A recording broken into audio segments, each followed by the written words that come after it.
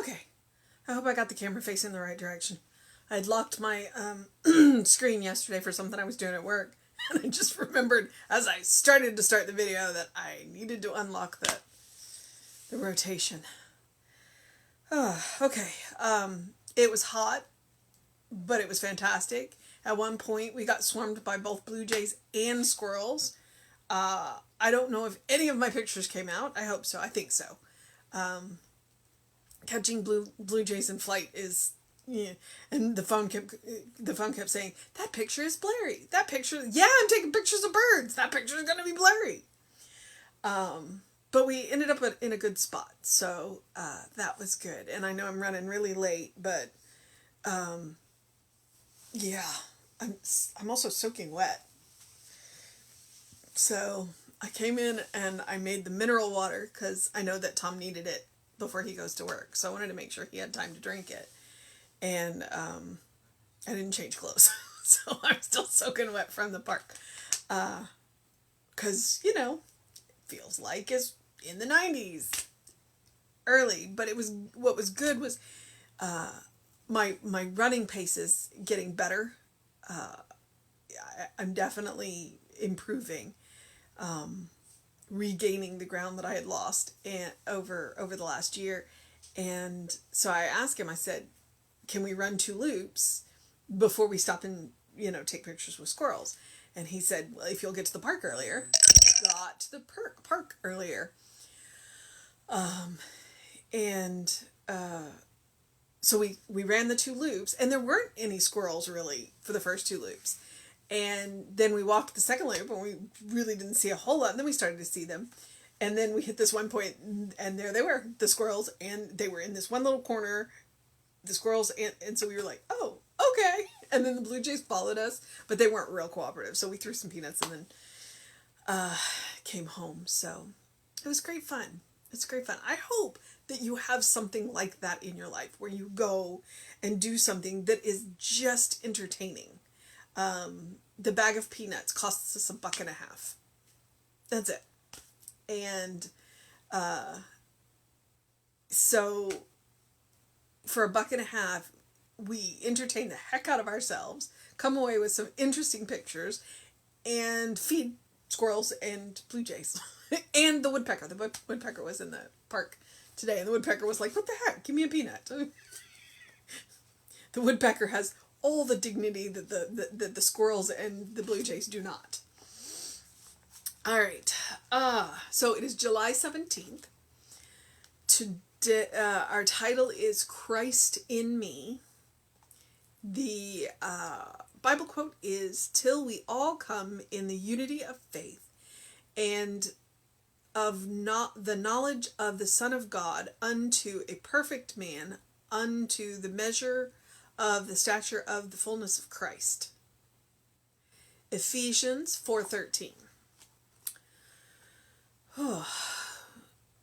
The Bible tells us that the real man is Christ.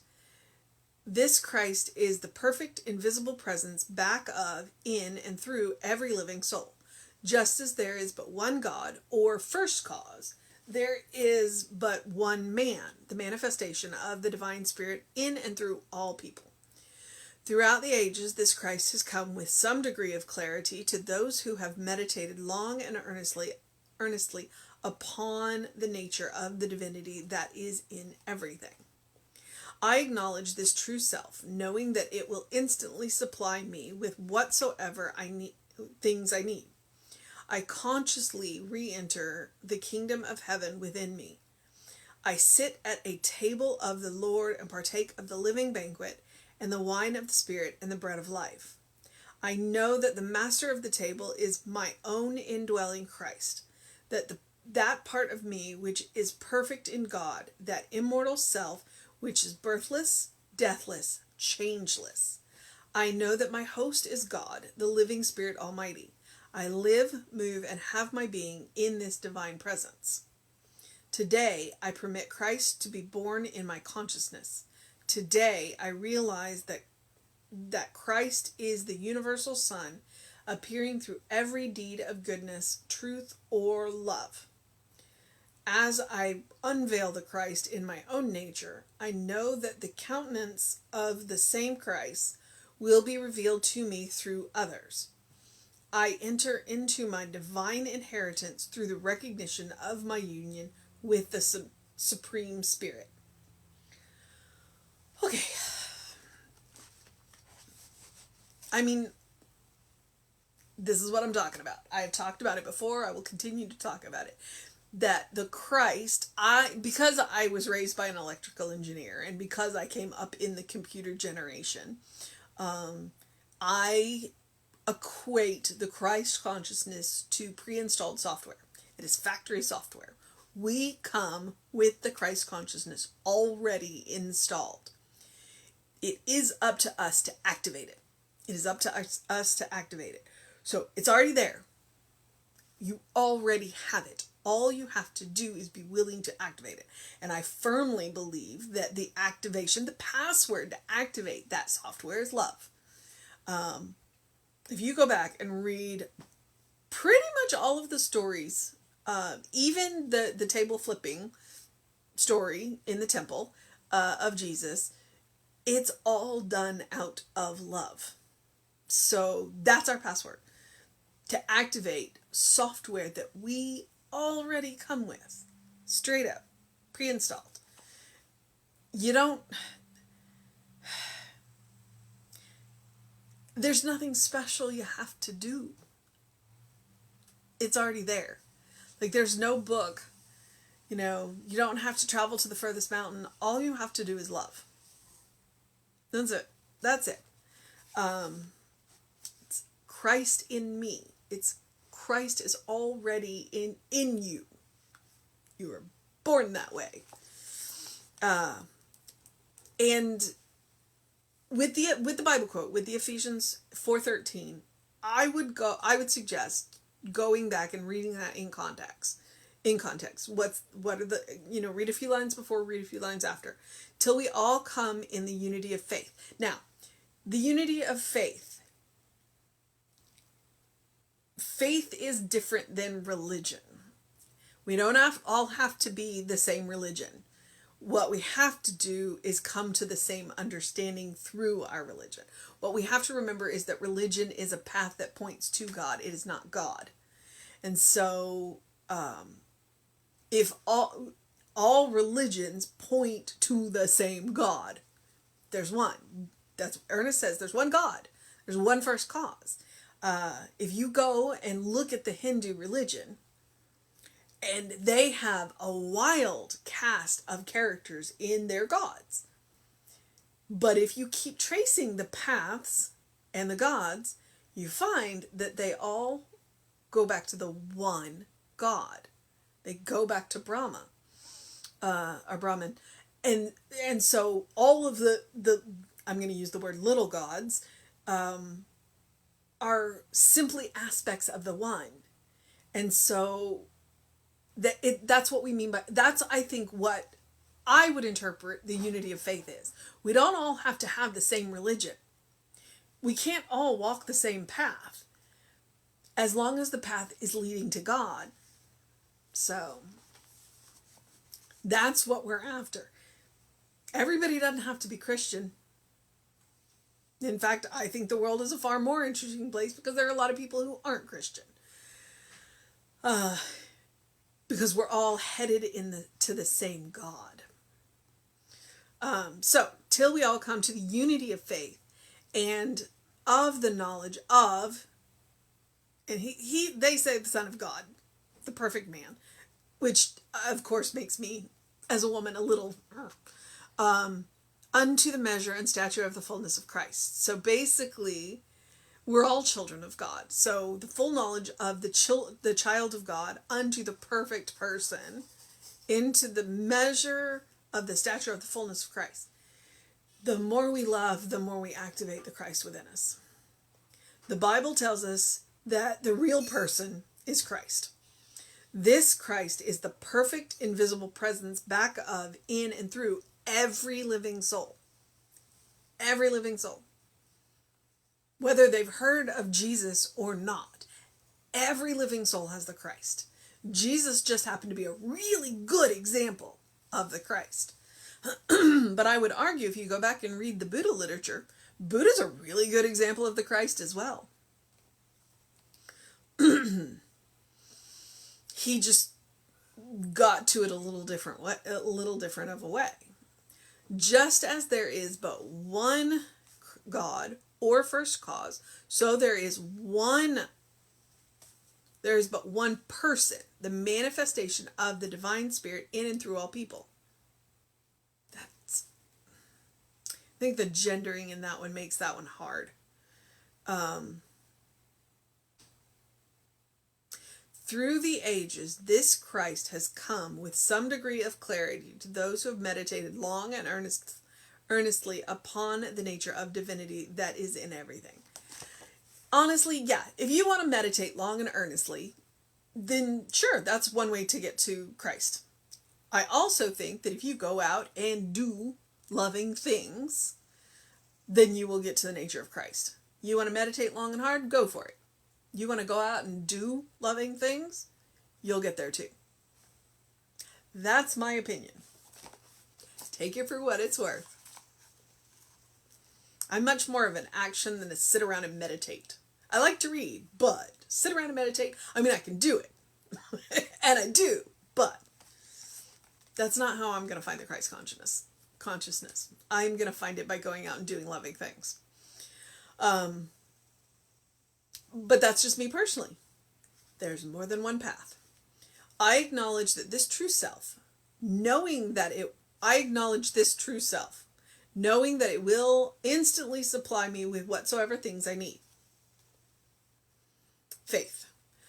I consciously re-enter the kingdom of heaven within me. I consciously, consciousness. That is a constant undercurrent drumbeat of earnest. Be conscious. You move through this world conscious. You consciously use your words. You consciously manage your feelings. You know, so you are entitled to have all of the feelings that you want, but you want to be conscious of the feelings. And you especially want to be conscious of the feelings that you are wrapping around words. So, I consciously re-enter the kingdom of heaven within me. I sit at a table of the Lord and partake of the divine banquet. Okay, if you want to envision, and I do. There's a dynamite meditation, or several of them, where you go to the center of yourself, into that place where you meet God, and you create the space in which you meet God.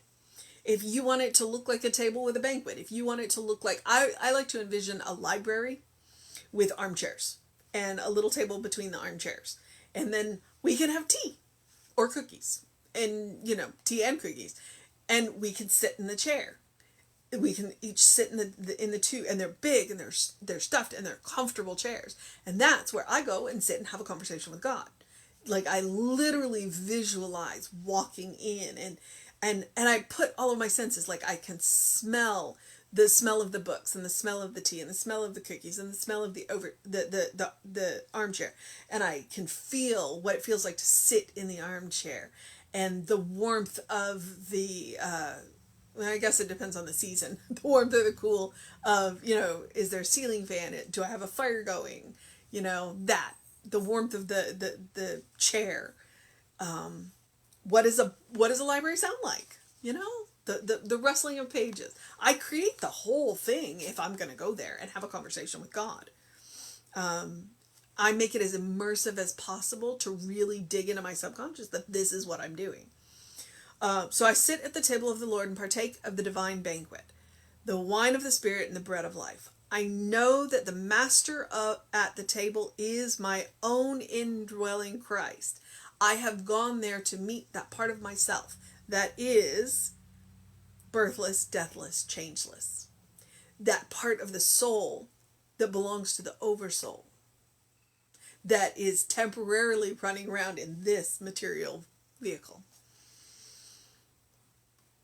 The part of me which is perfect in God, that immortal self, which is birthless, deathless, changeless. I'm going to meet myself, but I'm going to meet the the greater part of me, the Christ part of me, the God part of me, the divine part of me. I know that my host is God, the living Spirit Almighty. I live and move and have my being in that divine presence. So when I go and sit in those armchairs and have that conversation, I know on one level I'm talking to God, on another level I'm talking to myself. I'm just talking to the divine part of myself that has always existed and always will. The part of me that has access to all of that, that's too much for this little mortal form. Today, I permit Christ to be born in my consciousness.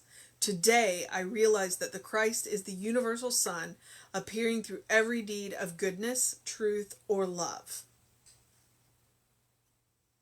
See, this is what I'm talking about. Today, I realize that the Christ is the universal child appearing through every deed of goodness, truth, or love. So you can meditate long and earnestly, or you can go out and do deeds in goodness, truth, and love. And you can get to the Christ consciousness that way too. As I unveil the Christ in my own nature, I know that the countenance of the same Christ will be revealed to me through others. When I start to recognize it in myself, it makes it easier to recognize it in others. And sometimes you recognize it first in others, and then you start to see it in yourself. You got to be willing to see it in both. Whichever tack is easier. It's like recognize the Christ within yourself, recognize the Christ within another. But once you see it in yourself, you can't help but recognize everybody else is a child of God. I enter into my divine inheritance through the recognition of my union with the Supreme Spirit. All right. So you heard the mission for today. The mission for today, should we choose to accept it, is to consciously re-enter the kingdom of heaven within ourselves. To get to know the Christ within. That's the mission. It's honestly always the mission. That's one of the things that Reverend Jesse likes to say. It's like, we're telling you the same thing. Every Sunday, we get up there and we tell you the same thing. We just use different words. We use different examples. Because eventually, you're going to find the one that works for you. And that's what we're here for. And it's not boring. It's interesting. It's always interesting to hear it put in a different way. And you go, okay, I got this. And then you make it your own. So I would encourage you, as I always do something loving for yourself, do something kind for yourself, do something compassionate for yourself, whatever that looks like today. It can be a rest. It can be an activity. I do encourage you to engage your mind and your body, but you can do that by resting. Rest, read a good book, watch a good movie, go out and take a run. I ran 3.3 miles today and it was good. And then I took a walk and the walk was, well, I stiffened up a little bit. So, take care of yourself. You're a beloved child of God in whom God is well pleased. You deserve your own kindness, your own compassion, your own love. And you deserve to take care of yourself in a manner that makes sense to you, not what has been dictated to you by, whatever. I was talking to a lady yesterday. I said something about running and she got that look on it. I was like, no. I get it. With running, you either love it or you hate it. There's no in between. I happen to love it, so I do it. And it is what helps me to get out, get that face full of sun first thing in the morning, which then improves my energy through the day, and I sleep better at night. So, and drink plenty of water. All right. So whatever else that you do, please open the windows of your soul. Allow the breath of heaven to remind you, you do live in heaven now. It's all around us. It just takes us being open, accepting, willing, and conscious. We consciously enter into the kingdom of heaven that it lives right within ourselves all the time. And if we can do that once, we can do it again. And if we can do it twice, then nothing can keep us out of heaven. Nothing can keep us out of heaven. All right, beloveds, I'm going to move into the process of my day. I know that Reverend David will be on around 5 p.m. with you. I will be back at 9 a.m. and then we will have an amazing service for you on Sunday. And if you haven't heard by now, we are back to in-person services at 11 a.m. at the center. So, please feel free to join us. And if you're not ready to do that, then you are more than welcome to catch us on Facebook Live at 11 a.m. and on YouTube later in the day. So do what you need to do to make it a wonderful day, a fantastic day, an amazing day, a good day. And really, honestly, if all that's too much pressure, then just have a day. Do what you need to do to take care of yourself. Drink plenty of water. Get a little sunshine. Know that you're loved. All right, beloveds.